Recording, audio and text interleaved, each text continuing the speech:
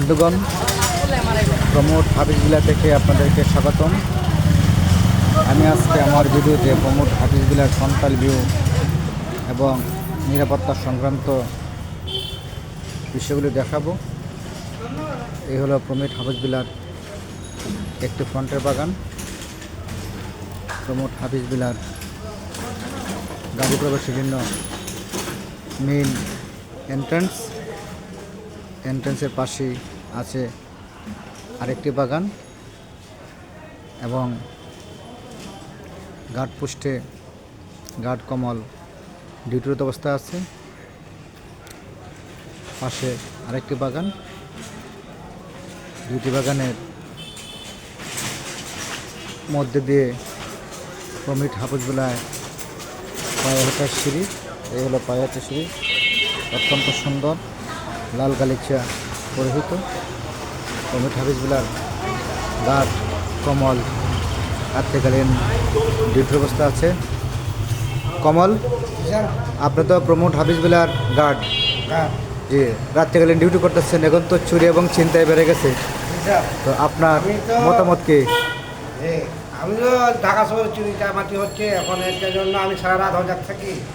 আর যদিও আসে তো আমি একলাই যথেষ্ট, আর গাছ লাগবে না। গাছ তো আরও ঘুমে আসে একজন, ওদের ডাকলেও তো ওরা আসবে, কোনো টেনশন করার দরকার নেই তার।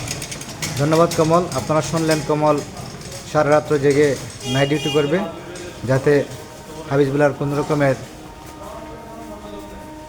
নিরাপত্তা বিঘ্নিত না হয়।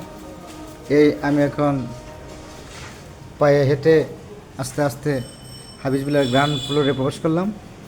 এখানে কারগুলো খুব সুন্দর করে পার্কিং করে রাখা আছে, আপনারা দেখেন। আশা করি এই ভিডিওটি দেখে আপনাদের খুবই ভালো লাগবে। সর্বাধুনিক নিরাপত্তার ব্যবস্থা এখানে করা হয়েছে,